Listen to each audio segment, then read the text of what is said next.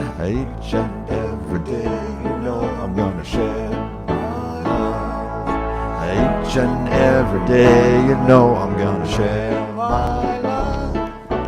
Each and every day, you know I'm gonna share my love. Hallelujah, hallelujah. One more time. Hallelujah, hallelujah. Brannis McKenzie, right? Brannis, great song. Yeah, Brannis. Thank you, Brannis. Right, it's such a joyful song to sing. It makes me smile when I sing it. So, okay, This right up here. moving along. Magazine there.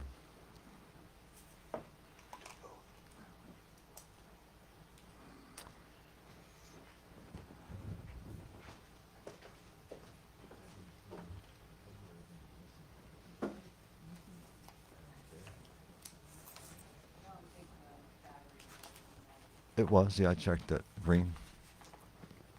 No. Good morning, everyone. Good morning. Donning the reading glasses. Okay. Reverend Muat has asked me to read from Mark Nepo today. Oh. And today is the 23rd. Third. Correct. And the reading is entitled, To Hold Nothing Back. Wow. To hold nothing back in every breath is a spiritual practice.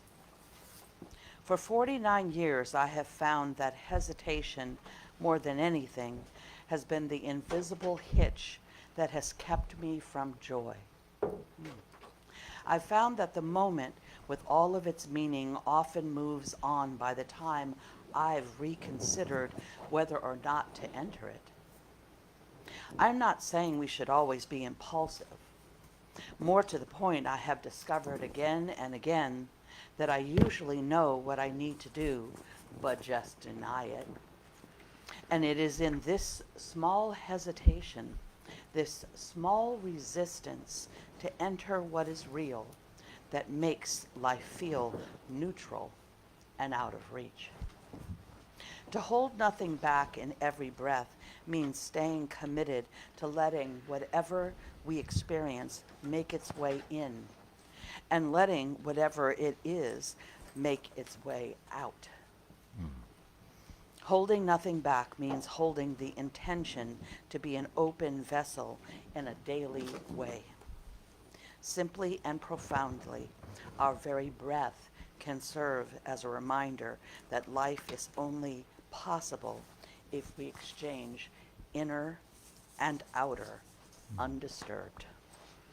Letting things in, feeling their impact, and in turn, letting things out, expressing cleanly that what we feel is a spiritual practice that rinses the mind and the heart and calms the spirit. And the practice he's suggesting is meditate on a glass of water. When feeling centered, drink the water slowly without hesitation. Exhale deeply and say softly to yourself, I will hold nothing back in my effort to live. I will not hesitate to be in every moment. And that's Mark Nepo. Thank you. Thank you, John. I haven't heard old Mark in a while. Yeah, it's been a minute. And for those of you that may not know, Mark Nepo is a spiritual writer. He's written this book called The Book of Awakenings, and I think some other books. And he wrote it while he was experiencing a diagnosis of cancer and healing from that over the course of a year. So, yeah. No, sorry, I'm listening. Linda's phone went off and she walked in. That happens. Oh, okay. Yes, it No, does. no, it is an amazing book, and I don't know how to say it. Sometimes a little scary. It gets right to the point, doesn't it? It does. There's Cuts right through. I guess that's when you're really healing in mind, body, and spirit, that can come to you in that particular way, right? No veil. Anyway, Thank you, John. Thank you. And here's another piece that we've sung many times. I am so blessed. I am so blessed. I am so blessed. I am so grateful for all that I am. I am so blessed. I am so blessed. I am so grateful. I am so blessed. I am so blessed. I am so blessed. I am so grateful for all that I am. I am so blessed. I am so blessed. I am so grateful. I am so blessed. One more time. I am so blessed. I am so blessed. I am so grateful for all that I am. I am so blessed. I am so blessed. I am so grateful. I am so blessed. I am so grateful.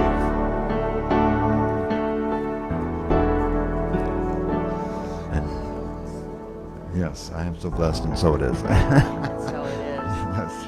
I was stepping down, and Reverend Mawata said, I want you to read the magazine also. So, okay. We had a double dose today. It's that kind of beautiful day. Yeah. So this is from the Science of Mind magazine, a publication by Centers for Spiritual Living. And today's reading from February 23rd is entitled, Now is the Time. Fear keeps us focused on the past or worried about the future. If we can acknowledge our fear, we can realize that right now we are okay. And that's Thich Nhat Hanh, the incredible Buddhist mystic and monk who passed away, I think, just a couple of years ago. Because of this infinite thing that overshadows eternity and finds its abiding place in me, I know that good is now mine, all good. And that's Ernest Holmes from the Science of Mind textbook, the founder of Centers for Spiritual Living, or Science of Mind. The past is gone, and the future isn't here yet. All we really have is now. When we think of the past or the future, we think it in this moment. Right now is when we are thinking. This precious moment is all we truly own. The question is, what do we choose to do with it? Do we choose to squander it on thoughts of past hurts and resentments? Or do we invest this moment in thinking about things that bring harmony in our world? Now is the time to show up as the presence of love. Now is the time to show up as the presence of peace. Now is the time to be still and know that we are the ones the world has been waiting for. The truth is, you are the one you've been waiting for. What do we do in this moment is important to our lives. The thoughts we keep in this moment are important to our freedom or to our bondage. What are you going to do in this moment, right now? Who do you choose to be? What gifts and talents will you share with the world? Here's the thing. Only you can answer those questions. I ask only that you think about them now, because now is the time, and you are so needed. Yeah, thank you. Oh, excuse me, the affirmation. So I will say it, and then I'll read it again, and you can repeat after me. I guess just repeat after me. How about that? I am free now. I'm free now. I am abundant now. I am abundant now. I am love in action now and forever. I am love in action now and forever. Thank you. Indeed. I It's guess, you. yeah. Well, I contemplated having another song. I'm just, Oh, you know, you hey, see, where'd John I'm used go? to having the music John show, disappeared. just usher me He on the wanted another platform. song from you, John. So, Yeah, something. well, that's all right. I mean, We're The maestro's moving right on it. along, moving right along. It's an interesting day, interesting time. Good morning. Good morning. Why do I hear Robin Williams in that movie when I say, "Good morning, Vietnam"? So if you saw it, you know what I'm talking about. Good morning, San And Francisco. good morning, San Francisco Center for Spiritual Living and our online community. Wow. Where do we begin? Well, Now. you can always begin at the beginning, and the beginning is always right now because there's no beginning or end in the eternality of the soul of the spirit. And so right here and right now, we're dealing with the concept of the interconnectedness. We're dealing with radical interconnection in this particular month.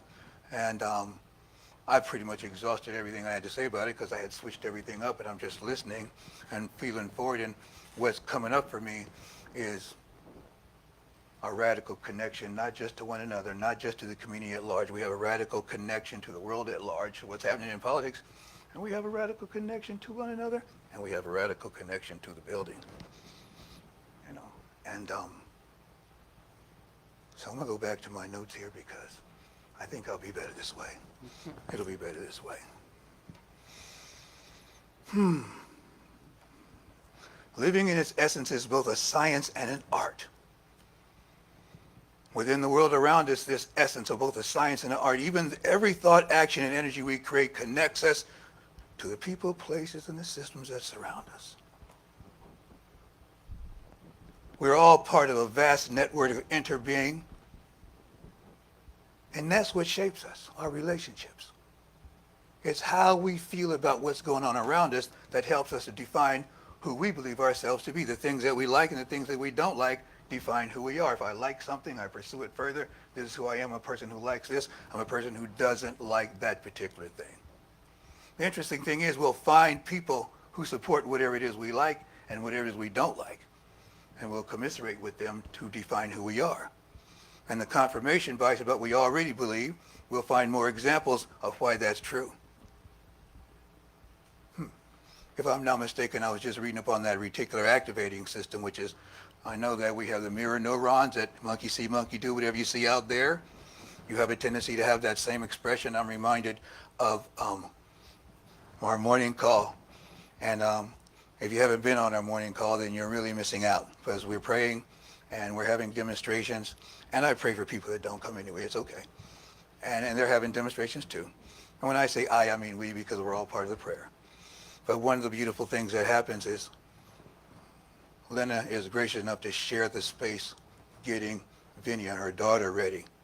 And I might have shared this with you, but watching a daughter sit there while her hair is being combed, the love between the mother and the child. And she's actually having breakfast. And it's usually something really exotic, like she has these incredible breakfasts with like avocado toast with chia seeds and fruit, pomegranate, and oatmeal. And I'm like, wow, I didn't even know they had breakfast like this. And I'm like, but something happens when you see that. Those mirror neurons I was talking about before, you have a sense of being nurtured. You know, it's like, I want a mommy like Lena, you know?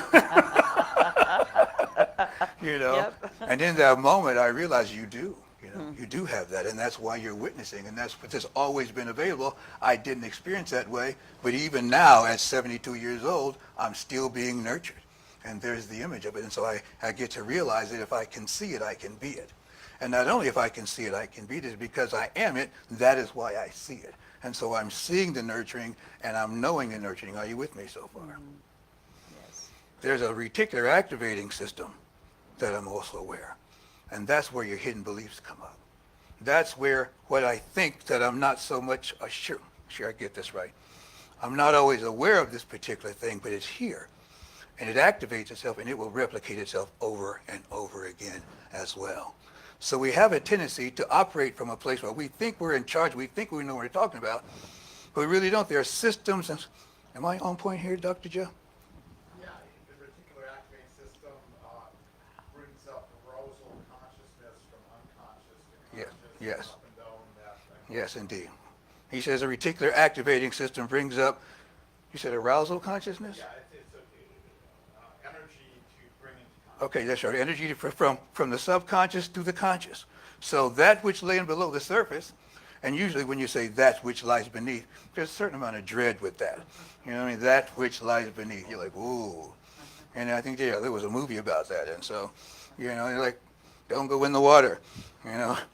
And so these systems are operating automatically without our permission. And we think we're in charge, but the systems that we already have, that's already captured the beliefs of what we're seeing externally is being projected out, and what we have inside of us also. Okay. So the reticular activating is bringing from unconscious to conscious. And then from conscious outward, we're getting that mirror neuron effect, where we're looking at, but the confirmation bias affects all of this because we are realizing who we are by looking out here, but what we're seeing out here is a reflection of what's happening in here. And what's happening in here is coming up from the depths of our unconscious. Okay, did you follow me there? So which means we're being ruled oftentimes by what's going on unconsciously and not consciously. There's an old, I guess it's a Zen story about a man was seen riding a horse. And his neighbor said, "Hey neighbor, where are you going?" He said, "Don't ask me, ask the horse."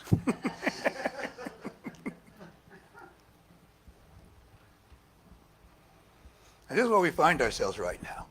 Where are we going? Who are we really? We always are asking this question in every moment, every circumstance. What comes up for us, what's going on right now, is who we're being in the moment. And who we're being in the moment is something we have to decide intentionally, consciously. We have to decide with this and then choose this and let our behaviors, and I sure pray there's some water up here, and let our behaviors demonstrate what we say we know. This is living in integrity with our word. This is living in integrity with our faith and what we believe when we let our actions match what we say. So, right now, I'm looking at where we are as a center. I can't help but notice the holes in all the missing tiles in the ceiling. There have been tiles missing for a while because the roof has leaked, like I said, since I got here. We've patched it. It goes a couple of years. It works good. Then it rains again. 2 or 3 years down, it rains again. It starts to come in. That particular patch right there, the reason why I left it there is because I wanted to make sure that the patch we had the last time was working. Before I bought another tile, put it in there, it got waterlogged and soaked. We had to do the same thing over again. Well, it's working. It held. Hallelujah. We have a victory. Thank you. Thank you very much, Fred. We have a victory. In the meantime, before we had the wherewithal, and what I mean is the intention, the determination to go forth and repair that particular tile and maybe one other one over here, we had the mother of all storms come in, and she blessed us with more opportunities to demonstrate the truth of what we know. The thing we want to remember, people, is that everything that happens, what's my thing? Everything that comes to serve me, yes? Is that right? Is it true for anybody? Oh, we didn't do our affirmation, did we? Would someone lead our affirmation? She didn't. Nope. Not a chance.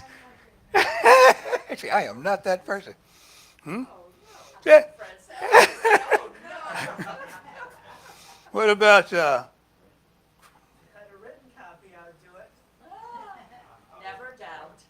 Never doubt. That a small group of thoughtful and committed citizens A small group of thoughtful and committed citizens can make a difference in the world. can make a difference in the world. Indeed, that is all that ever has. Indeed, that is all that ever has.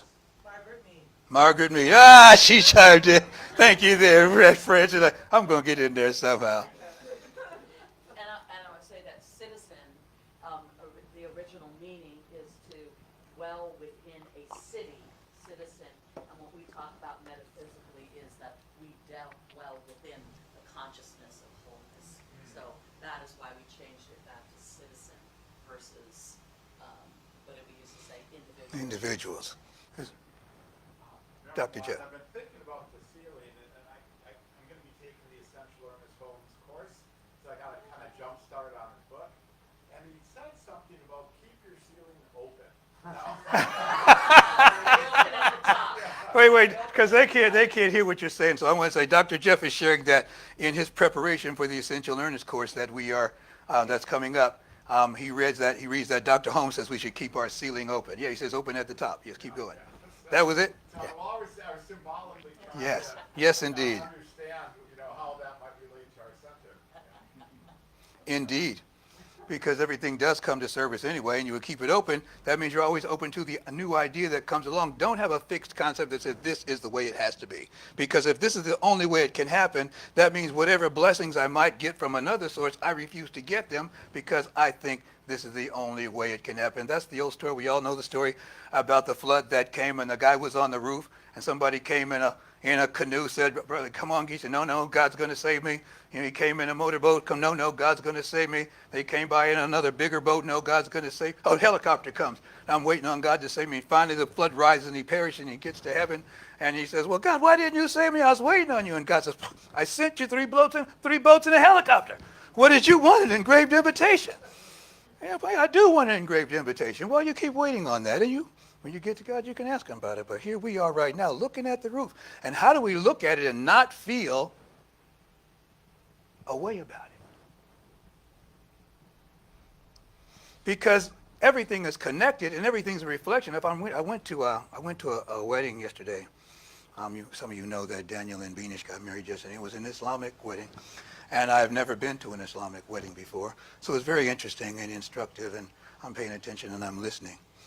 And the imam of the day was telling some of his afraz, and he's telling the story of how Khadijah, his wife, Muhammad's wife, what their relationship was about. And I don't remember how he got there, but he got to this one place where he's talking about how, just hearing her name, he would have joy. No matter where he was, if he heard his wife's name, he would have joy and he would get excited, and she would always dress up for him and be ready for him. And that Allah spoke to Muhammad and told him that it's just like she is preparing herself for you every day. When you come home, you need to make sure you prepare yourself for her, so that you're bringing the best of yourself to her, even as she's bringing the best of herself. And this is how the glory of God is being served in both of you in that particular relationship. And I thought it was a beautiful story. I'm like, wow, this is pretty cool. As a person who marries people, I'm going to make sure I incorporate some of these things. But what also came to me is just as you go into the house and you prepare yourself for your wife, I understand that we're always preparing ourselves for our union with the divine. We're always getting ourselves ready. We're always in a state of a conscious, a state of affairs where we are in the presence of God, and we always want to bring our very best selves. Now, the good news is you cannot not bring your best self. Your best self is always showing up. Look at your neighbor and say, hey, you're looking at my best self.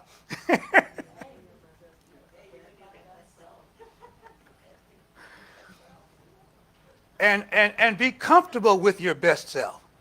The bottom line is, do not condemn whatever state you find yourself in. You can't fix your roof. One man once told me this is actually a spiritual verse from somewhere. You can't fix your roof if you won't admit it's leaking. And so if you can admit that you have a problem, if you can admit that you have flaws, if you can admit there's something going on that you want to pay attention to, the moment you can incorporate into your realm of reasoning and understanding and acceptance, it's no longer a problem, because now you're not trying to distance yourself away from it and creating a dualism that there's something outside of me that's affecting me that I don't have control over. And see, this is what happens when we allow those belief systems, those hidden belief systems that rise up from that reticular activating system that says something is wrong. And we learn something is wrong because one of the first things we learn as children is the word no. And we learn the word no because our parents are trying to protect us and they're teaching us what's safe. And so, no, don't do this, no, don't do that, no, do that. So you learn limitation at a very early age. The way we define ourselves is limitations that our parents place upon us. Now, this is not an indictment on our parents. This is just a realization that someone is trying to keep us safe and we don't know what the danger is. And so we learn these things. They put parameters. I'm like the stove is one of my favorites. Like they keep seeing the stove and you'll tell the child, don't touch the stove. You say, that's hot. And the child comes in and you say, that's hot. And you keep saying, that's hot. And one day, The child gets to the stove and you don't stop it and they feel the hot, you might start crying, but you know what happens the next time the child's near the stove? They'll point to it and they'll go.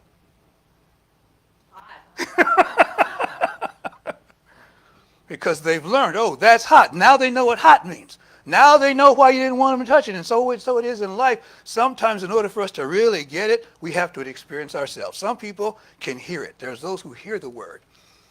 They can just hear it, and that's all they need to do. Many of us have to experience it.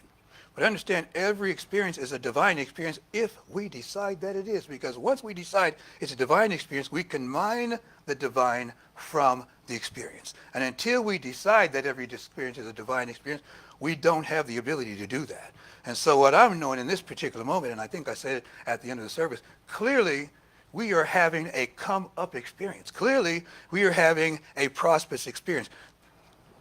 The holes in the ceiling and the water coming in is not a representation of who we're not, but who we are.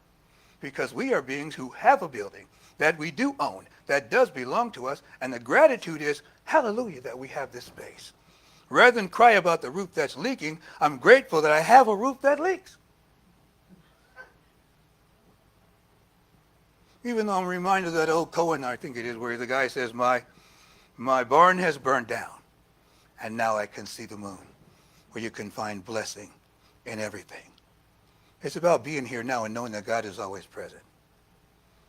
I'm reminded of a story about the man that's being pursued by a tiger.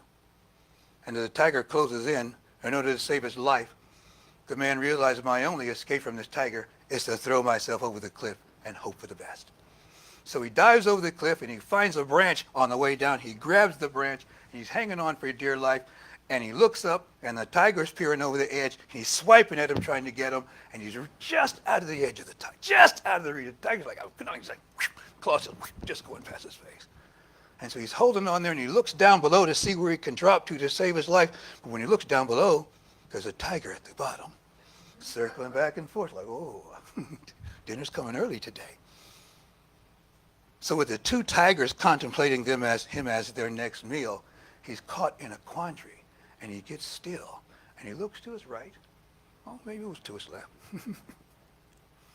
And he sees a strawberry vine with a very ripe strawberry. And he plucks the strawberry. He closes his eyes and he bites into it, and as the juice bursts into his mouth, and the flavors intensify and insatiate his mouth, and he swallows this berry, he's closing his eyes and he breathes and he says, how delicious. How delicious. This is living in the moment.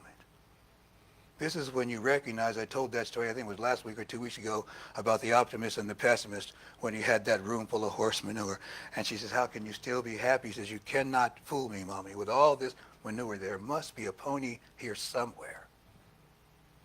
So this conscious union, this what do we call this, radical interconnectedness, is a realization that wherever I find myself, whatever the relationship is, whatever is going on, no matter how, and I'm telling you, if you're keeping track of what's going on in the news right now, it's really an opportunity to know the truth about myself and to know that there's a pony here somewhere. So well, how can you keep thinking there's a pony here somewhere? And I say, well, I keep looking at all this horse manure.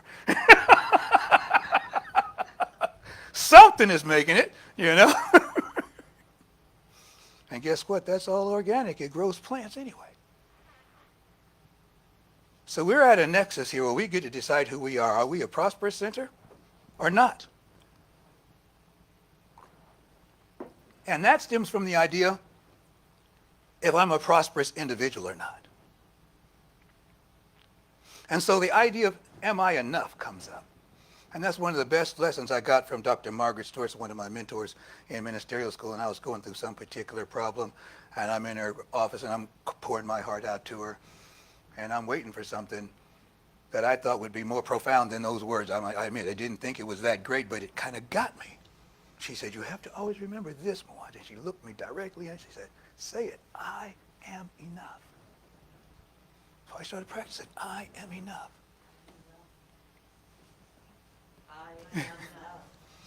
And the I am enough as an individual collects to we as enough. And the I am enough, what am I enough? I am enough to resolve any conflict in my life. I'm enough to overcome any circumstance in my life. I'm enough to be at peace with myself and all beings everywhere. There's nothing missing in me. You know, this idea of the omnipresence of the divine. All of God is present everywhere, all of the time. Can you say that? All of God is present everywhere, all the time. All of God is present everywhere, all the time. That's omnipresence. I had a spiritual experience right outside the center one day, and I'm just telling you, and that's where I got the message. God told me I'd been very ungrateful my whole life. Okay, I'll just cut to the chase. I heard God say, "You've always been a particularly ungrateful child," and that, very humbly, I didn't want it to be true, but deep down inside, it sounded true.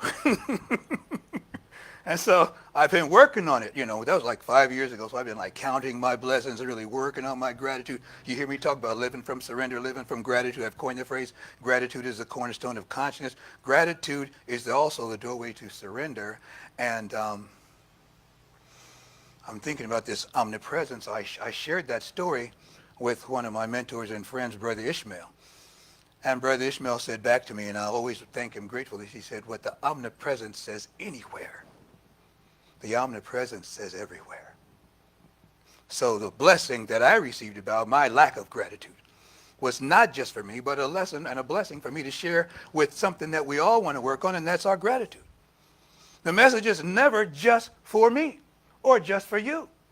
Because this is the thing about changing that quote from Margaret Mead back from individual, which is something I did. I started calling it individual because I didn't like the idea of being a citizen because I chafe against authority and all these kind of issues. So my oppositional defiant disorder didn't like that. So I said individual. But there's no such thing as an individual anyway. We're all individualized expressions of the divine. There's no individual thing that's standing all by itself that's not supported by anything else. Everything in the universe is in relationship to something else. The idea of an individual is a false construct that does not support reality because everything is connected. Yes? So I cannot be an individual. But a citizen is something I can't help but be because I dwell within an idea. I'm a citizen of this particular idea, of this particular concept, of this particular construct. And what she's reminding us is that whichever particular citizenship you find yourself in, you're making a difference right there. If you believe you're always going to be broke, angry, and tired and frustrated, then you are making a difference about more brokenness, angriness, frustration, and tiredness in that domicile, in that citizenry. You are representing that to the best of your ability, and it's responding to you in such a fashion that it looks like it's happening out there, but it's always happening on the inside. Are you with me so far? So I'm looking at this as a great opportunity to explore what we think about ourselves. And when I say what we think about ourselves, it's what I think about myself. It's interesting because usually I like to dress up. I like to look nice. I like these things. I'm pretty proud. I think it's important. I used to think at one point I was going to be on the dais with T.D. Jakes. And so T.D. Jakes would always, look a particular way. So I started putting my wardrobe together so that when I'm up there with T.D. Jakes, I would look like I belonged. Well, now I'm not really trying to be up there with T.D. Jakes anymore.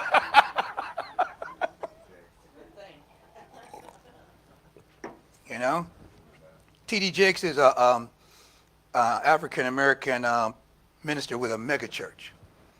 And he has great influence and great sway on opinion within the quote-unquote Christian community, in particular the African-American Christian community. So that getting there was like my height, the place where I was, that's where I saw, I'm going to be there.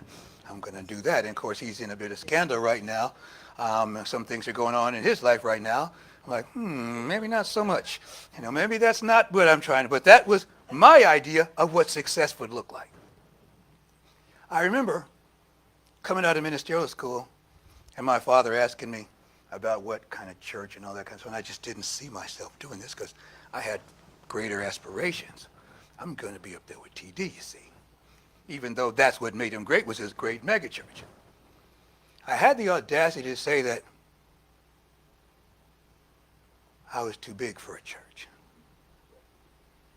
My dad was always good about just telling me the truth about myself. He said, "You're not big enough, son. You're not big enough for one." I had to actually shrink myself to become bigger. Does that make sense? By shrinking the ideas of lack and limitation that had me believing this inflated idea about myself that had no substance, this idea that had to make itself bigger and more powerful to hide my inadequacy and my fears, I had to shrink that awareness of myself so that I could now reveal the splendor of my divine being and my divine bounty, which says, you know what? Your greatest characteristic is to listen and to surrender and then be what you hear, whatever that thing is, wherever it takes us. Wherever it takes me. I love the idea of, where are you going? Don't ask me, ask the horse. I always like the idea there's a current of consciousness. There's when I was in the Pacific Northwest in Alaska, the totem poles there. Very few places, like there's 2 places on the planet, I think, where you find these things. I think New Zealand and Alaska. The story is that, one story says that one floated up on the beach and that's how they learned how to do it. And the other one is that a man came and showed them how to do it. But whichever story is true, and both might be true, what it recognizes is there's a current in the ocean that runs from New Zealand up to Alaska. And if you get in that current, if you get in that stream, and you can relax and survive the ocean long enough, it's going to transport you from New Zealand to Alaska. When I talk about the current of consciousness, it's a recognition that there's a divine flow that's always happening. And if I can let go of the idea of who I think I am, see, because who I think I am is where I'm going to put mooring clamps. I'm going to dock where I think I belong. I'm going to dock what I think where my best place to be is. But what I know is there's always a grander idea of myself. And my daughter, Maisha, who's in Chicago, I talk about her all the time, and she's running her restaurant business out there, and she's got these 2 autistic children. She tells me it's because I have these children that I'm so successful. If I didn't have them, I wouldn't be pushed to do the things that I do. So she's looking at them and recognizes, well, it's not just because they're her children, but because she has these quote-unquote, disabled or whatever you want to call them, differently abled children. It reminds her to stay in prayer all of the time.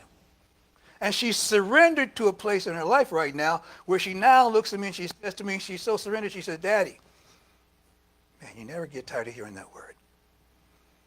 I just want to see how good it can get. I want to see how good it can get." Which lets me know that she's in surrender mode.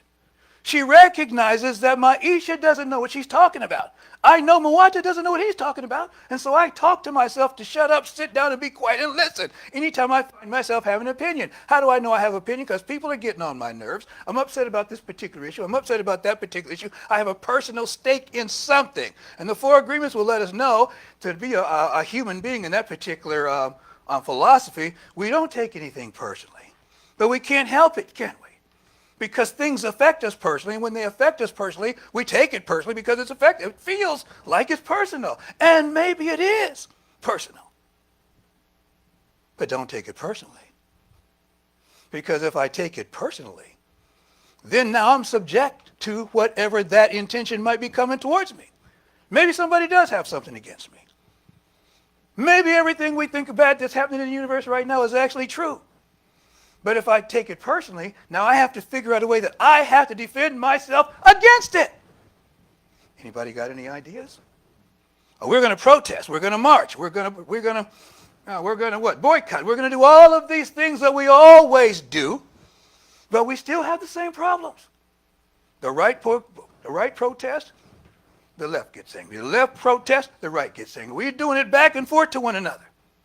And we're not getting the results because the results don't come in what happens on the outside. The results happen in what comes on the inside. And as long as we don't feel like there is enough, and the reason why I don't feel like there is enough is because we don't believe that we're enough. And if I'm not enough to sustain myself in the consciousness of wholeness or consciousness of oneness, if I am not enough, that means the world's not enough. And the world's not enough, that means I have to scratch and claw for everything that I get. And I'm talking about and inviting us into a realization that not only I am enough, but the universe is enough as it is. In order to be happy in the world, we have to learn how to accept life on life's terms and accept that right now, in this very moment, right where I am, everything is all right. Everything is okay. How can this be? I remember once had a friend down the street named Gilbert. Gilbert was actually younger than me, but he had older brothers, and they were teaching him how to box. So Gilbert's getting pretty good with his hands, and he wants to show me how good he is with his hands. Well, I'm not scared of Gilbert. I'll box Gilbert. Well, Gilbert's pretty good by now, and Gilbert is boxing me up good. So I realized at some point I wasn't in a demonstration. Gilbert's beating me up. I think I'm getting beat up here. And I saw my dad coming up the street. I was mad at him a long time about this. And when I saw my dad coming up the street, I thought to myself, well, my dad's coming. I just dance around a little bit, make it look good. And when my dad gets here, he's going to break it up, and it's going to be over. His friend starts laughing. You know how that turned out. So I'm dancing around. I'm looking, but I realized Dad should have been here by now. And I look down the street. Dad has crossed the street. Now, our house is on the same side of the street. He has crossed the street and passed me, and now he's going in the house. I was very angry about that. But I know he was trying to teach me something that I needed to know. When you're out there, you're going to have to learn how to take care of yourself. I can't come to your rescue. I can't be there for you. He could sense I wasn't in any real danger. I was getting scuffed up a little bit, but I learned a lesson that I was able to keep for the rest of my life. Now, I could have learned nobody's going to be there for me. And that is what I learned at first. And that's a hidden belief that I still have. Nobody's coming to help me. Nobody's going to be there for me. I'm in this all by myself. Nobody really cares what happens to me. Does anybody have that gnawing voice inside them that nobody's coming, nobody's there, I'm all by myself? Hidden belief. Not so hidden, yes, but it percolates to the surface, and we see it out there, and we see it in the world, and we see victimization in the world because we feel victimized. I feel victimized.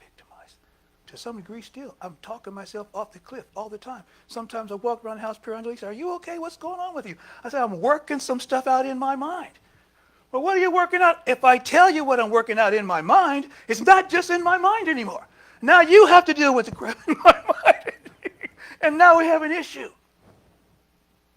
Are you with me so far? This is bringing us back to this present moment right now. What is going on in our mind? Obviously, what's going on in my mind right now is that I'm on the nexus of an opportunity to embrace a grander part of myself that says I am even more enough than I believed I was before. Because I have an opportunity to demonstrate more than I have before. I'm reminded of a woman who came in here once. I haven't told this story for a while. She stretched me. I love to be stretched. She ran a business and she was having trouble making payroll. The good news is this woman knew that she was going to make payroll. She was not losing her business. And she did something that most of us don't have the courage to do. She told everybody she saw that she needed $10,000 by the end of the day. How many of us have that level of courage? See, she didn't just need it. She didn't accept the fact that I need it. She accepted that I have this. Are you following me so far? Because I'm making payroll and I have this. This is mine.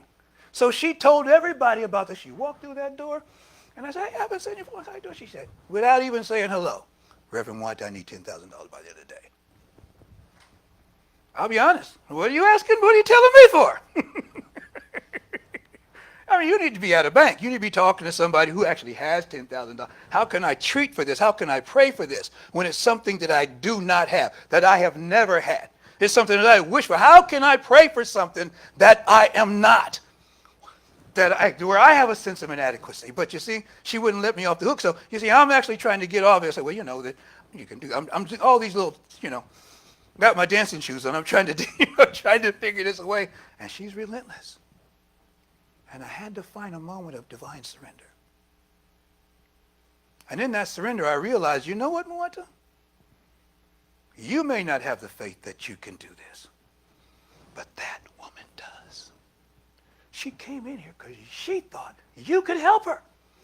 I'm incredible. Why does she think I can help her? Sometimes people can see your light and see your strength and see your power and see your beauty more than you can. And they bring opportunities for you to be more than who you believe yourself to be. And instead of stretching into that opportunity, we curse them for the opportunity. And Spirit spoke. At least I came to that discernment. Well, may not have that consciousness within myself, but she has that consciousness.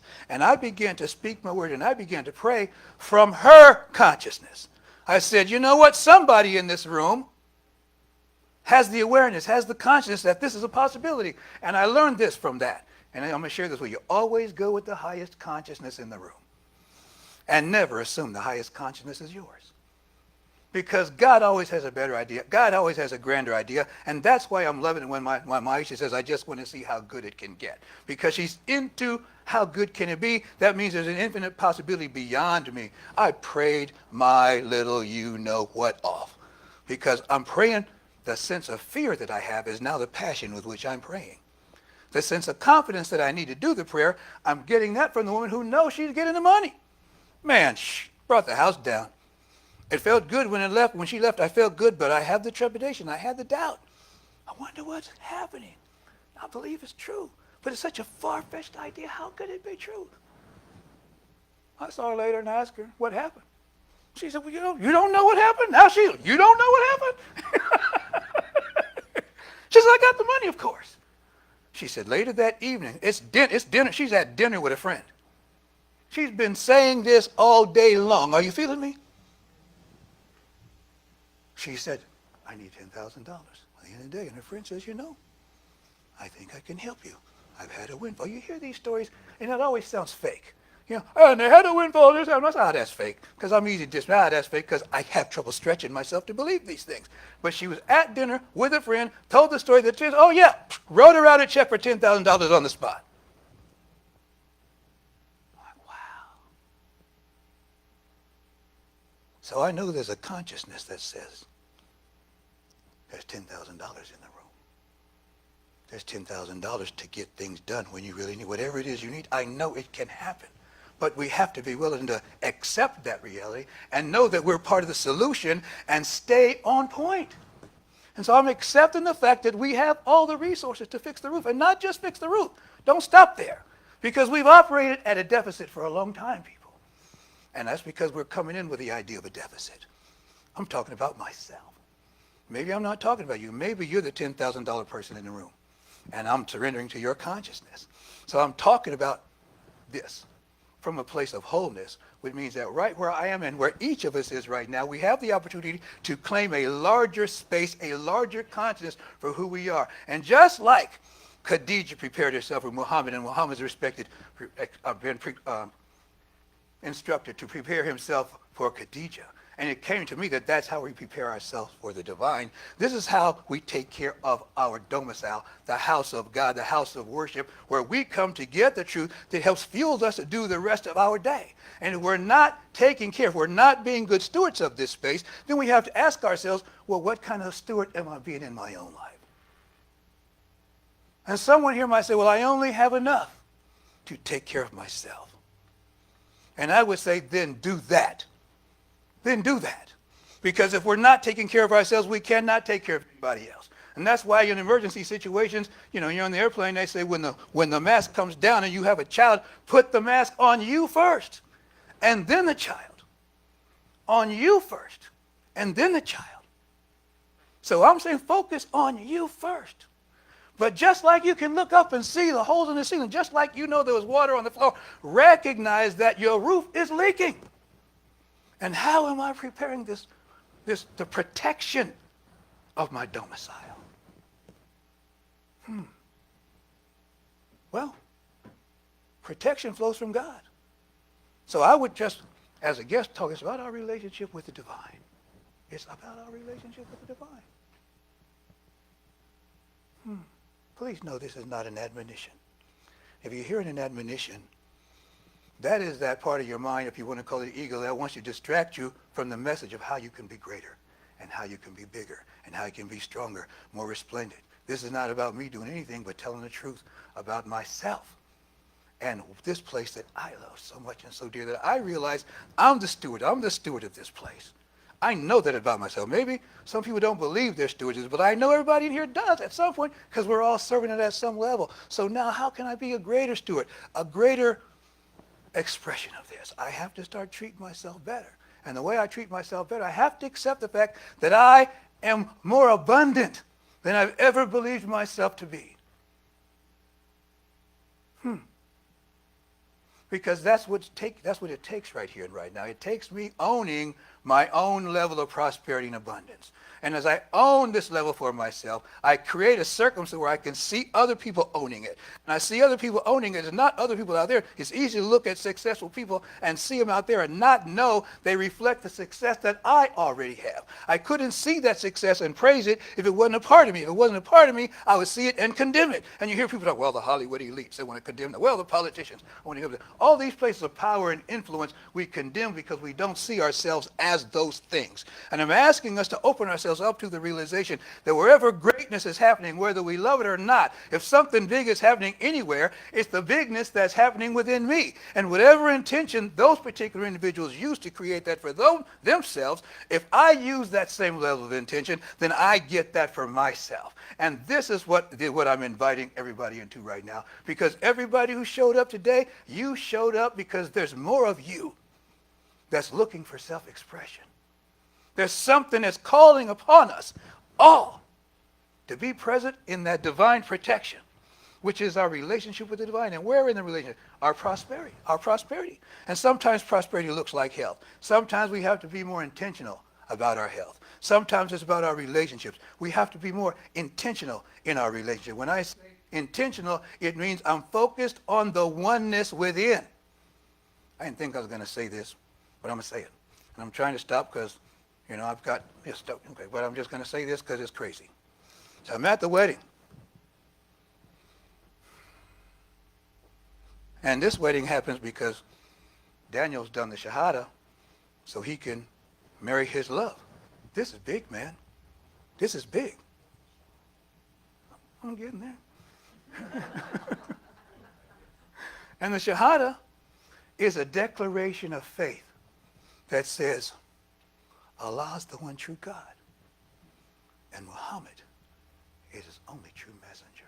This is big when you're raised in a Christian church. You wouldn't dare, that's heresy. You get burned on the Christian in a moment. But if that's all he was, that's where he'd always be. But there was something more to him that expanded his conscience beyond that awareness, and that's why he came into this wonderful place and found a home and began to appreciate the idea of oneness and wholeness, which gave him a space to love who he wanted to love. That's big in San Francisco, isn't that right? Being able to love who we want to love. Fought hard for that. So here, he gets to be in his heart and mind with his one true love. But in order for them to take it further, that's what's required. And we talked about it a long time. It seemed like a good idea to me, and I say yes, yes, yes, yes. But what I didn't anticipate is while I was there and they're doing this, I'm walking through there, and I'm getting the idea, dang, I think I might look into this Shahada. Now, it doesn't make any sense. Why would I be doing this? Why would I want to look into this idea of Shahada? But I'm not paying attention because it's just an idea, like I told Pure Angelique. It's just thoughts rolling around in my head, like say, like a roulette wheel, like a marble on a roulette wheel. It's just percolating.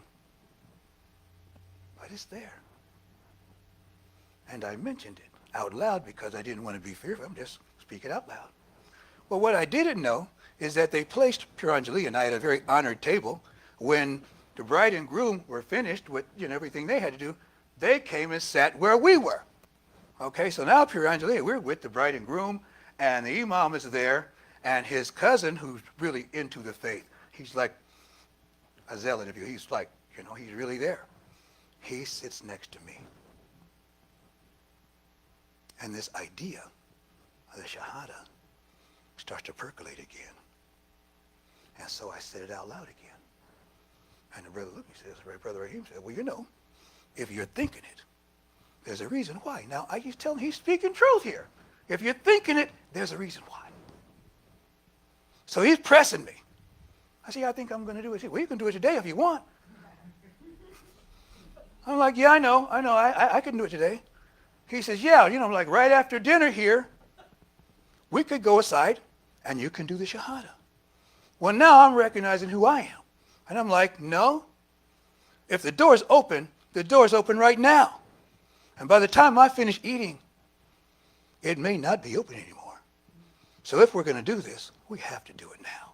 People, I did a Shahada right then and right there. I surrendered. Now, it's confusing to me. It's confusing to me, except in one way. In oneness.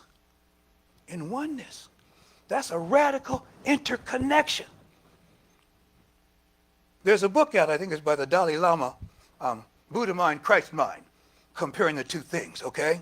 Many of us have seen that book and read it. And I'm realizing maybe I'm working on the Muhammad Christ mind, okay? Because in Islam, submission, the Shahada is a submission to Allah in this way, is about the oneness of God. It's about there's no separation between me and God.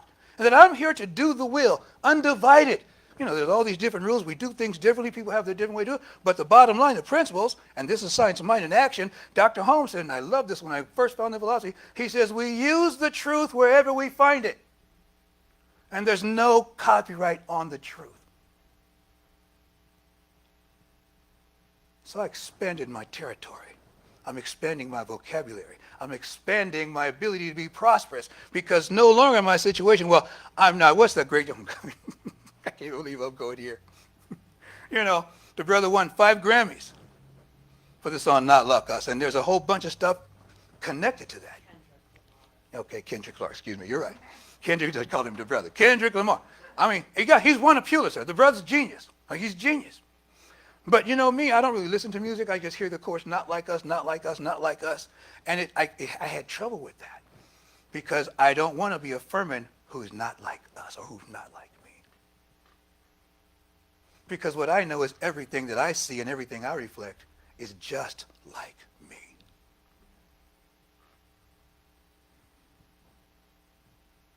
So when we claim our prosperity, if there's prosperity anywhere, there's prosperity right here. If I can see riches anywhere, I know it's present right here. Everything I'm looking at is something that's happening within inside of me right now. So as I look at our building, I see, yes, we need regular janitorial in here, okay? We have to fix the roof. We have to pay the staff. We have to create systems and opportunities. Not have to, excuse me. We get to. We get to do this because it's a choice. We get to decide who we are in the moment. And that's what I'm asking. Who are we? I believe that we're big enough, strong enough, bright enough, wise enough, and prosperous enough to handle this business. And I'm courageous enough now to speak it out loud, when at one point I would be ashamed. I was in ministerial school, we had radio. As a project, we did a radio show. Everybody, when the project was over, they stopped, but I'm hooked on the radio. No, I can't stop. But it costs money to be on the radio. Now, everybody who's on the radio is asking for money, but I'm ashamed to do that. And so I won't ask for money, you see. Guess what happened? I'm not on the radio anymore. So years later, I had some wonderful beings in this building who wanted to project what we're doing before the internet. They want to project out into the world who we are. And they use the public TV. And we had a TV station in here, man, 3 cameras, shoot, lighting and everything. They referred to me as the talent. I was so embarrassed.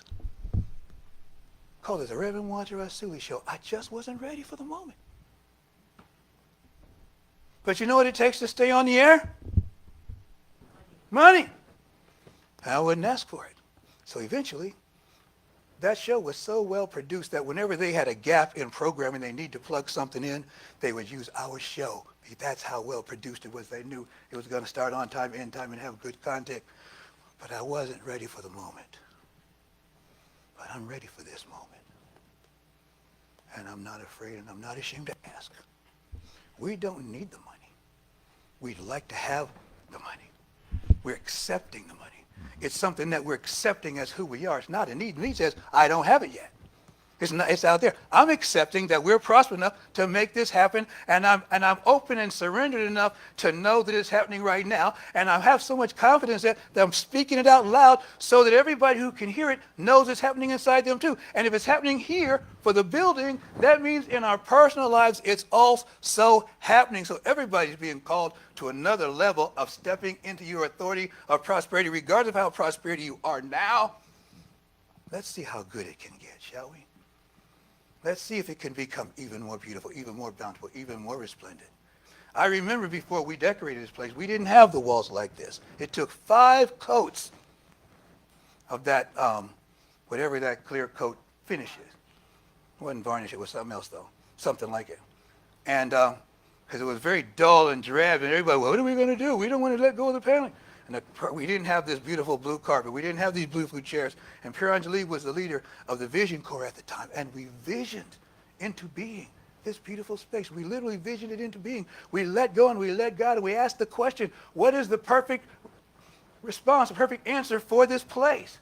And you know what?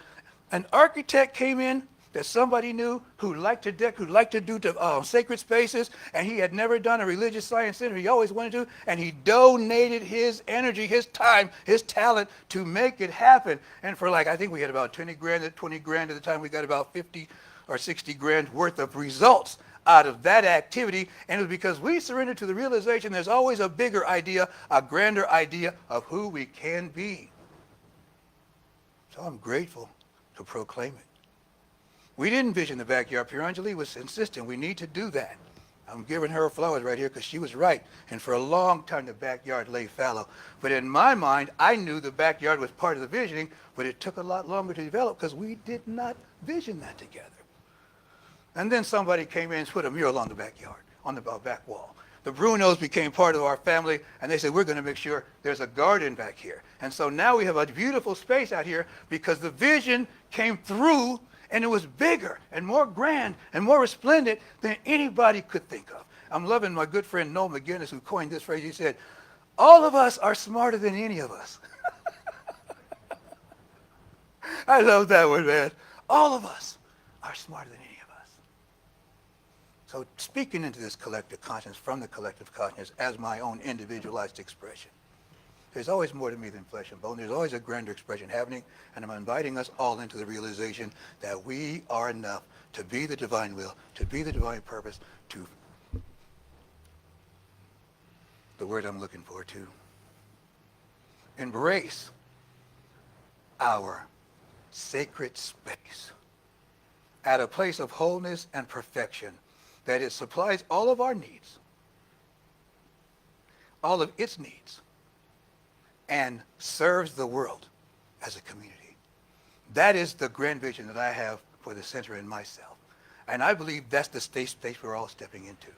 And so thank you for listening. And thank you for being a part of it and expressing it and knowing that all of this, whole, perfect, and complete, rests as it right is. Thank you so much. God bless each and every one. Thank you. Wonderful.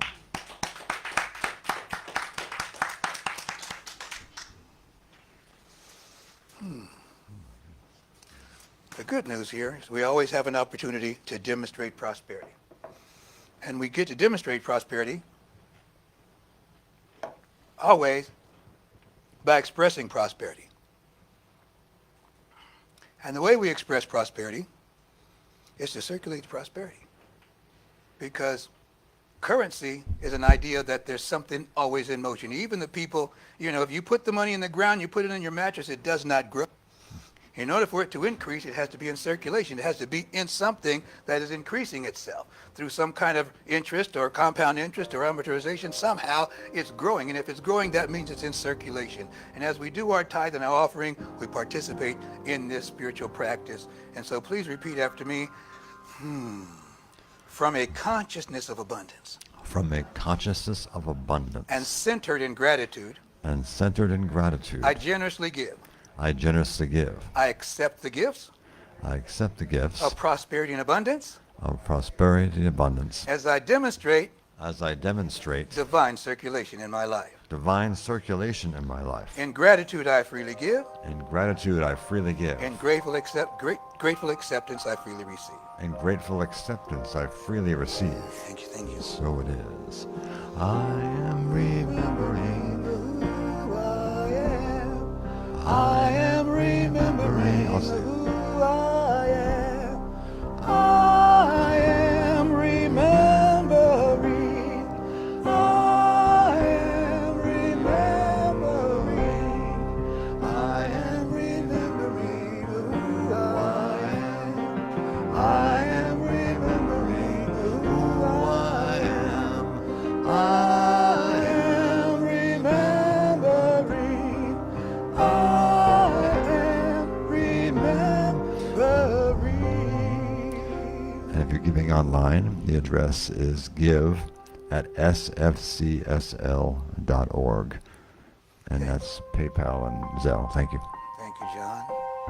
Giving thanks and praise for this offering that's been received in the spirit of the loaves and the fishes. I bless this offering with the consciousness of oneness. Know that it multiplies itself in such a fashion that it supplies ministries around the world, locally and globally. With the realization of wholeness, it is used in such a fashion that its increase is in the way it's used and the conscience that it was given and the law that expands it. Gratefully I accept this truth. Gratefully I accept this knowing. I surrender, let go, and so it is. So it is. Wonderful, wonderful. Thank you once again for being present. At this time, I'm going to ask Piranjali Laplace to come forward. Okay. I've been. Okay. She's instructing me, and I'm listening. Always listening. For the deepest silence.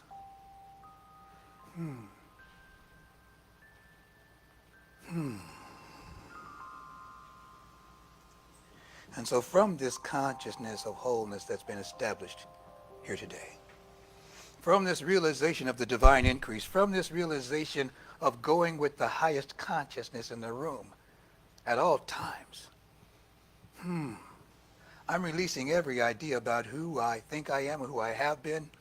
I'm letting go and letting God and surrendering into the divine realization that there's one life, one mind, one power, and one presence. That there's one eternal giving nature that lives and breathes and has its being in and through and as all of creation. It lives and breathes and has its being in and through and as me, in, through, and as the San Francisco Center for Spiritual Living, in, through, and as all truth seekers, all truth centers everywhere, in, through, and as the live streamers, in, through, and as everyone in our hearts, in our minds, every anticipation, and every memory. God is radiant, resplendent, and supreme, in and through and as all of it. I bear witness to this. I give thanks to it. I bow. I accept it. I allow it to manifest in all I think and all I say and all I do and all I am. Knowing the manifest universe is the body of God, I myself, a resplendent example and expression, an enthused idea, come into form, a walking, talking, living, breathing expression of the divine. What's true for me is true for everyone. What the omnipresent speaks anywhere is spoken everywhere. And right where each of us is, and just as each of us is, right where we are and just as we are, the divine reigns supreme, resplendent, complete. There's something powerful, magical, divine happening in each of us, right where we are and just as we are. And in this moment, I'm accepting it for myself. And what's accepted anywhere is accepted everywhere. The omnipresence says yes to each of us. I know that all of our needs are being met, all of our expectations are exceeded, all of our joys are fulfilled, because we are letting go and letting God in this moment. I am letting go and letting God in this moment. Cut adrift in consciousness. That current of consciousness that's taking me to my ultimate destination, and my ultimate destination is the willingness in the ability and the desire to surrender on the moment to the divine will that indwells me, and every breath and every heartbeat, I am in that divine surrender, doing that divine dance, just as there's an eternal dance of the eternal sea and the endless shore, always ebbing and flowing with one another, doing that divine tangle. That idea of wholeness within me is ebbing and flowing in such a fashion, it's always in motion, and that motion is catching all beingness in its activity and in its fray. So I know that the prosperity of the universe is mine this day, and the prosperity of the universe is the San Francisco Center for Spiritual Living. It's each and every one of us. Each and every one of us right now is letting go, casting ourselves adrift from the mooring clamps of lack and limitation, and saying yes to the ultimate destiny of knowing that we're enough in the here, in the now, right here and right now. The enoughness has its sway in our lives, and it causes us to be bold and declare into being that which we already are and always have been and cannot be otherwise. And that is whole, and that is perfect, and that is complete. And in that knowledge and in that declaration, every relationship is a divine relationship, and we bow to the divinity in every relationship, knowing that it is serving us and has served us, regardless of the pain, the memory, the joy, the expectation. It continues to serve. It continues to bless, nurture, and caress us. And we give thanks, and we bless every activity, every memory, every anticipation, and we reclaim the lost territory of our consciousness by giving thanks and praise for its presence in our lives, knowing we extrapolate a blessing from every experience if we are willing to stay in tension and mind that experience. And I know that we are willing to do that right now. I know that we're willing because we're here right now listening. I know we're listening and knowing and being and becoming in this moment. We are minding the unfound, uncontested glory of God. In every aspect of our life, we bow to every relationship. We see the divine presence. We acknowledge the divine presence. We bow to it knowing that we're bowing to our own inner resplendent beauty and bounty. We allow this to affect every health system. We know that every organ, the very cells of our being are radiant and alive with the divine perfection to replicate itself in divine perfection. We're letting go and letting God to the divine perfection of every cell in our bodies, knowing that it's designed to heal itself. It's designed to reveal the perfection of itself. It irradiates the frequency of light and harmony and peace and love. So we let go and let God in this place, and we let that happen. We allow it to be.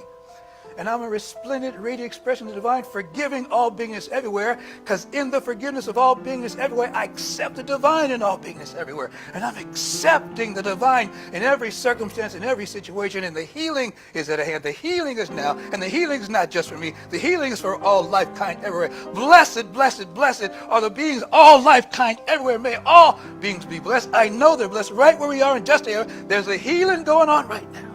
Mother, Father, God, there's a healing going on right now, right where we stand, right where we sit, right where we lay, just as we are. The divine presence is healing, caressing, nurturing.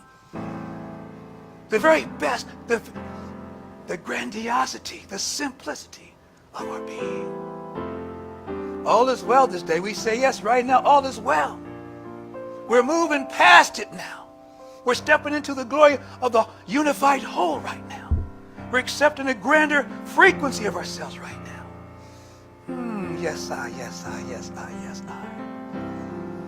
Gratefully, I accept this for myself and all beings everywhere. The San Francisco Center for Spiritual Living is prospering in all it thinks and all it says and all it does. It meets all of its financial obligations. It expands those obligations to include ministries, locally and globally. It has a leadership that is sound and practical and steers it into the waters of its grandest expression. And it represents the power of God in all activity and all affair from this day on. Continually say yes. Continually surrender. All is well, all is well, all is well, all is well. Casting out the captives in our mind. Sweeping out the cells of judgment, condemnation, pain, regret, fear, and recriminations. We allow the sunshine to stream through in such a fashion the resplendent glory of our own being is made manifest, and the warmth and the nurturing of the child's hair being combed at morning at breakfast is our reality. With every breath and every heartbeat, we are nurtured and supported in the divine, and it empowers us in such a fashion that we do that divine will inside of us with clarity and aplomb and courage and conviction, because we know no other possibility. I'm grateful for this truth. I'm grateful for this understanding. I'm grateful for this knowing. I'm grateful for this opportunity. I'm grateful. Gratitude rules. Gratitude rules. And for this truth, for this reality, for this opportunity, I let go and I let God. I surrender all beingness to this reality and accept it as being so. I invite each and every one to anchor it in your own consciousness by saying together, we know. And so it is. And so it is. And amen. And Ashe. Ashe. Om Shanti, Om Shanti, Om Shanti, Om. Yeah, beautiful. Thank you, Dr. John. Okay. Going with the highest conscious in the room right now. I want to give thanks for the live streamers and people online. Thank you for just the wonderful work, and just thank you. You know, I cannot express it enough, but please know I'm going to continue to do so. Thanks You for know, until I stepping up catch up. today. And so, Dr. John, we've been hand in hand, hip in hip for a long time. Thank you very much. Thank you. Parking right in front. Each and every one of us who are here today, I'm grateful for your presence and how you show up and serve this center. And yes. And if I'm not saying it enough, feel free to tell me, Rev, you ain't saying it enough. Because I want to be, I know, babe. You're I know. not saying it enough. Hey, that's something I'm working on, okay? I'm something I'm working on, because as I appreciate myself more, I can appreciate everybody else more. So help me appreciate myself more. I like it when you go around the room, but if you're afraid of forgetting names, I can help you out with some. Well, yeah, I'm feeling. Faith is back. Good Yeah, to see Faith, thank you. Faith, thank you, Faith. And Gerald. I know them. Yes, Gerald, the Brunos, that Linda and Dr. Jeff, I know them well. Francelle, who I famously couldn't remember her name one day after I remembered everybody else, like 45 names. I got them all. I just said, I can't believe I'm forgetting Francelle. But you were gracious. You were gracious. Francie. Of course, Frances. Fran. Francelle and Frances. Yeah, they're right next. Usually they're separated, but Francelle and Fran. Yeah, thank you for everything. And Dose, that's how I know you. I don't even know what her real name is. That's the nickname I gave her. She said Dose. And we have Lynn in the back. God bless you, Lynn. Thank you for everything. I'm so grateful to you.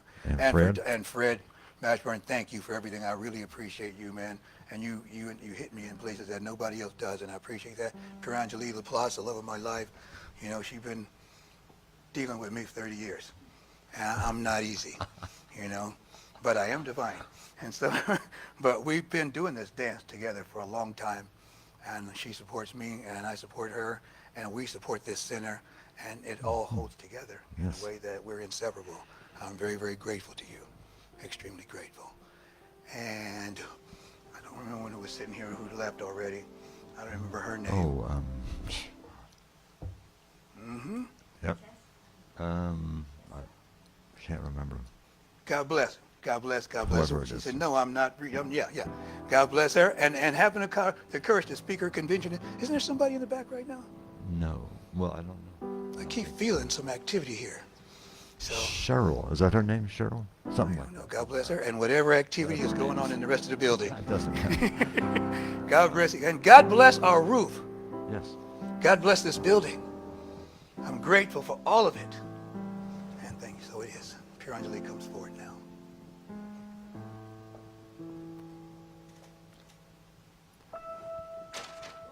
Ooh.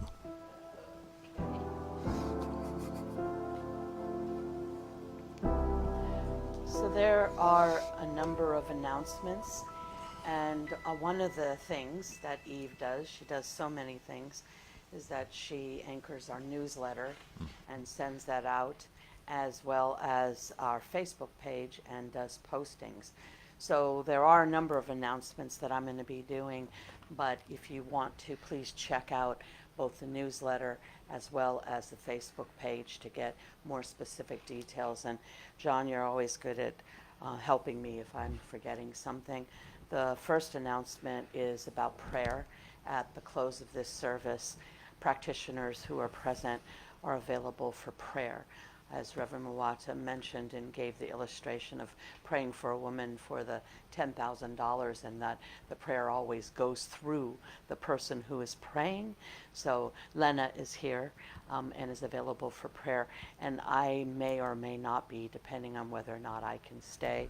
I need to pick up my granddaughter, so I may not be able to do that.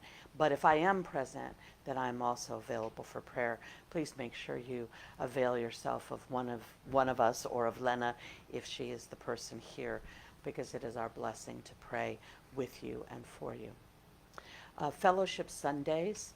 We have a Fellowship Sunday coming up in March, the first Sunday in March, and Alicia is a beautiful spirit who blesses us with service to our center by preparing food, bringing a tremendous amount of food, and we are also open for anybody who wants to bring food as well to share in fellowship, so that there is always plenty. And we are desiring a cleanup crew, because what does the adage say? Many hands makes light work, and that's really very true. When we do not have people consistently helping to clean up, the few of us who remain at the close of the fellowship are doing that duty, including Alicia, who has worked countless hours to help shop and provide that food. Sometimes we're here well past 5 and 6 p.m. So we are really hoping, praying, and knowing that we have at least 5 people for every first Sunday. There is a sign up in the back. Eve. Well, I think she also is encouraging people to bring food. I think I said that, yeah. And Yeah, I believe I asked for, Okay, people yeah. to bring food, Yes, so. you're right. Yes. Yeah, thank you. Yes, so thank you for that. We can reinforce that, bringing the food, but in particular, she's definitely looking for support with a cleanup crew. So if you can avail yourself of that with the sign up in the back for any first Sunday of the month that you were able to do that. I think the sign up is all the way through August. So lots of opportunities to do that. That would be beautiful. In addition, there are other sign-up sheets in the back, as well as announcements in the back. One of those announcements Reverend Muwata mentioned earlier, his 7 a.m. prayer. It's a Zoom prayer call, which is why he's able to see Vinia and her beloved mother, Lena, brushing her hair, and while she eats breakfast. It's a very loving experience. So that's every 7 o'clock in the morning, and the Zoom ID for that is 990-5000-8774, and there's a flyer in the back as well, and Eve always has that both in our newsletter as well as posted on our Facebook page. Speaking of that, there is a sign-up sheet for the newsletter. If you are not currently receiving it, it is sent out through email, so there's a sign-up sheet for you to provide your email address, and Eve will make sure that you get that. It's really wonderful to stay connected in that way. There are some other Sunday service opportunities, one of which is operating the camera and the Facebook connection for our online streamers, those people who are not physically in attendance, but attending through Zoom and Facebook. And Eve does that service quite a bit, and we are definitely looking for others to be able to do that. There is also a sign-up sheet. That's a tongue twister. A sign-up sheet in the back for that as well. We are hoping to have consistency with that, praying for consistency, which means that currently it is listed as first Sunday, second Sunday, Yeah. third Sunday, and so on. If you can make that type of commitment to every second Sunday, that allows Eve to know that she has some opportunity to do other things on that Sunday and not always be staffing that. But if you are not able to make that type of a commitment, then you can put in that slot a particular date that you would be able to do that service. And Eve is available to instruct you on how to do that. Everybody who has done it, including Nikki has done it, Eve's done it, other people say it's very easy. You're pushing like 3 buttons. And so please think about that. Consider being a person who helps our online community to stay connected to our center as well. We are looking for people to do the spiritual reading. That reading is provided to you either by John or by Reverend Mwata, and you just simply come up and you do the reading. And so if you are interested in doing that as well, there's also a sign-up sheet in the back for that as well. Conscious conversations or core conversations is something that Daniel English has started. Reverend Mwata has mentioned him a couple of times. He is providing that service on the second and fourth Sundays of every month, connecting our community. And so conscious conversations are taking place today. As Reverend Mwata mentioned, he and Beanish were married yesterday, so he is not here today. Being a good husband. And so Lena has graciously agreed to anchor the conscious conversations for today. What happens is at the close of this service, people who are interested in staying grab a quick bite. Most people go to the sub shop right there at the corner, get a sandwich, get something quick to eat, and come back, and then the conscious conversations take place. Looking at both spiritual practice and spiritual principle and how they are operating in our lives. And it is an open conversation. Everyone is welcome to join in on that. The Brunos, Dr. Jeff, in previous times have anchored a, revitalization of health through being consciously aware of the nutrition that we're feeding our body. And many of us participated that in previous times. Beautiful, wonderful opportunity to really be mindful and conscious of nutrition in our relationship, mind, body, and spirit.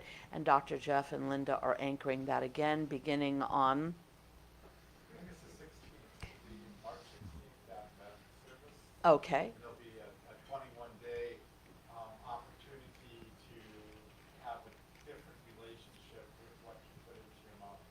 Beautiful. March 16th it will be beginning, and it will be the service. Dr. Jeff will be presenting a slide deck on how our bodies relate to the nutrition and what we are putting into our bodies. And so that will be the service on March 16th. And then that kicks off 21 days of a commitment to just mindfulness. No pressure, but we do have we have a, group chat, a group text message, just checking in with one another in support of one another in that process. So it's a beautiful, beautiful experience, honestly. Let's see. There are classes beginning very soon. It's beginning in March as well, and that class is being facilitated by Reverend Mwata, by Lena, practitioner Lena, and by myself. That is a hybrid class, so we will have at least one, but possibly more opportunities to meet here in the center. And then it is also online through Zoom. There's a sign-up sheet in the back, and the class is entitled The Essential Ernest Holmes. As Dr. Jeff mentioned, he started looking into the readings and the teachings of Dr. Ernest Holmes, the founder of Science of Mind philosophy, and it's a lovely anchor to be knowing what was happening at the time of the founding of this philosophy and how it has evolved. It's a beautiful testimony to how we evolve spiritually in our lives as well. There's a sign-up sheet in the back for the Essential Ernest Holmes class as well. We'll begin on March 13th, so it'll be on Thursday evenings. We will be having a meeting here at the center as our first kickoff that Sunday previous to that. I believe it's March Is it March 6th? Not sure. I think so, something along those lines. To that end as well, we will be having a community gathering / membership meeting that will be coming up as well. The date for that is April 6th, the first Sunday in April. It will take place at the close of our service as well as the end of our fellowship. So we're saying probably approximately around 2 p.m. It is a gathering of anybody and everybody in the community. All are welcome to gather together and to be present for looking at the health of our center, is the way that I'm claiming that, right? The health of our center. It is also an opportunity to increase our leadership council. It's known as the core council, and that means that it requires a quorum of membership. If you are a member, please mark your calendar for April 6th to be present, because we definitely need a quorum in order to elect any of the electable positions to the core council. If you are a member, you can be expecting a phone call in the next couple of weeks or so to confirm your membership as well as your attendance on April 6th for that community gathering / membership meeting. If you are currently not a member but are interested in becoming a member, then the first Sunday in March, so what is that, March 2nd? It's next week. Next week, that first Sunday, at, again, the close of service and the completion of our fellowship, so approximately 2 p.m., John and Reverend Mwata, Lena, and myself will be holding a new membership information and orientation meeting, and basically letting you know what are the request of members, the benefits of membership, etc. And if you do decide to become a member, then again, you can be a part of the quorum for the meeting that will be the gathering later on and then the subsequent month. Yeah, so basically, if you have been attending here, if you have been serving or not serving, if you have been tithing or not tithing, in other words, if you are interested in a larger, more expanded commitment to our center, please consider a membership. And you can talk to John or Reverend Mwata more about what that might mean, but also think about attending on April 2nd, I believe. No, March 2nd, thank you. Next week, actually, coming up. And then I think the other opportunity is a sign-up sheet in the back for community gathering ideas. Many of us have been talking about expanding our connection with one another as community. Some of the ideas that have been thrown around are things like game night, talent show, I'm looking at you, Fran, comedy, entertainment, a dance. We held a dance here before. Reverend Mwata found an old tape over the weekend, and it was the 10th anniversary of him being here at the center. It was a raucous dance party. And he's like, yeah, he's like, you want to see this? You were dancing to James Brown. He's talking to me. I was like, no, it's okay. Thank you very much. My James Brown dancing may have passed. We'll see if what my knees think about that. But at any rate, that was a lot of fun. We've had Friday night films before. People have thrown around the idea of gathering together and going to a picnic in a park or to the beach or bowling. So, you know, it's endless opportunities. If you are interested in, especially if you are interested in helping to organize that, please sign up in the back. Boxing for Fitness is something else that Daniel anchors for our community, and he anchors that on Wednesdays and Saturdays, different times of that. Again, check Facebook page, check the flyer in the back for that opportunity as well. And as he reminds us, boxing is not just about being able to demonstrate your strength and your physicality. It really is, again, that mind-body connection of how it is that we move and operate within our bodies as well. At the wedding yesterday, that the table that was in front, and it was definitely a Pakistani wedding, the table that was at front, Pakistani Islamic wedding, they have a table that's put in front of the bride and the groom, and they had boxing gloves up there because that is how they met. They met at a boxing introduction. It was very sweet. And there was one little girl, she was probably about 2.5. She kept trying to run up to the stage and take the boxing gloves, and her mother kept having to snatch her back. It was very cute. It was very adorable. At any rate, so I believe that's it for announcements. Wow, Is there that anything was else? quite a... John, yeah, yes. thank you. So as I said, please check out the newsletter and the Facebook page because it's a lot. And so it's a lot to take in just hearing it. So please look at the sign-up sheets and the flyers as well as checking out Facebook and the newsletter. Yes, Linda.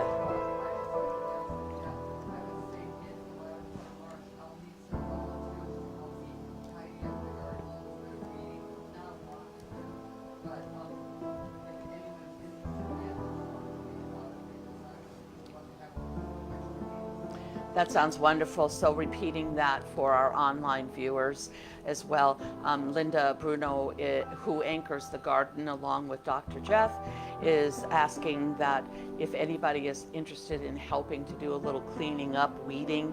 It's a great metaphysical and spiritual practice to think about in our own lives, what we weed out, what we a release, right? So that more new growth can come through. So literal weeding and literal cleaning up in the backyard, mid to late March. See or talk to Linda Bruto or just come. When we get closer to it, a specific date will be announced, I'm sure. And speaking of that, Reverend Muwata mentioned that we're in need of consistent cleaning at the center. The person, Mary, who used to do that, is no longer in service to that here. So if there is anybody who loves to clean, that's not me, who loves to clean, or who is willing to clean, or knows someone who might be interested in doing so, it's fairly light work, actually. It's not a lot of out here, some vacuuming, bathrooms, kitchen, just kind of tidying up. Then please see or talk to John, and he can make that arrangement for that to happen. Usually just the Saturday before a Sunday, right? Because we have some people who come in on Friday night and whatnot. So usually Saturday. Yeah. I will talk. Well, it can be arranged. Either way. Yeah. Well, what's convenient for you as well. I really do think that's it. You Thank sure? you, everyone, for being patient and listening. It's a bit of a task, but it's very needed to keep us all connected. So blessings and love, everyone. So. More music from here. Yes, John, thank you. Just sing this song. God is real, but God is patient too. God is real. God is magnificent. God is love. God is light. God is real. God is magnificent. God is love. God is alive. We are real. We are real. We are magnificent. We are love. We are light. We are real. We are magnificent. We are light. We are love. I am real. I am magnificent. I am love. I am light. I am real. I am magnificent. I am love. I am light. Love that piece by Ricky Byers. Have a nice minor mood for a overcast day, wintry day. Thank you. Man, thank you, one and all. Thank you, one and all. Gratitude overwhelms me. Gratitude overwhelms me in such a fashion. I'm just grateful to be grateful and to have a consciousness of gratitude. Thank you, each and every one. Thank you, live streamers, for being present. We leave here today buoyant with the understanding that the light of God surrounds us. The light of God surrounds me. God surrounds me. Okay, typically I thought we were already on board for this. Please repeat after me. Follow the bouncing ball. The light of God surrounds me. The light of God The surrounds love of me. God enfolds me. The love of God enfolds The me. power of God protects and watches over me. The power of God protects and watches over The me. wisdom of God guides and directs me. The wisdom of God guides and directs me. The substance of God supplies, supports, and sustains me.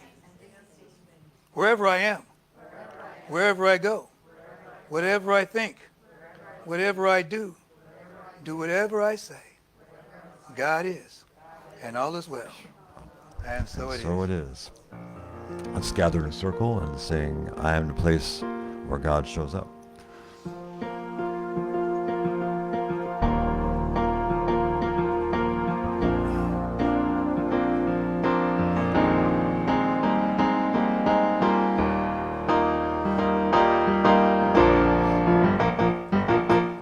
I am the place where God lives, moves and breathes and has its being. I am the place where God shows up.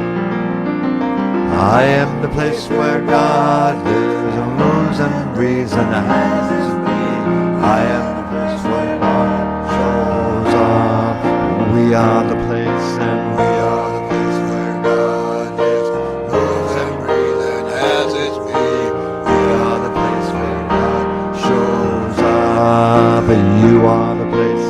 You are the place where God lives, moves and breathes and has its being.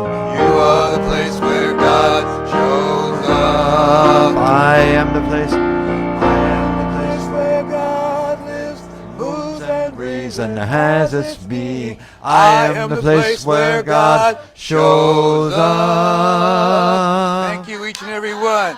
God bless, God bless.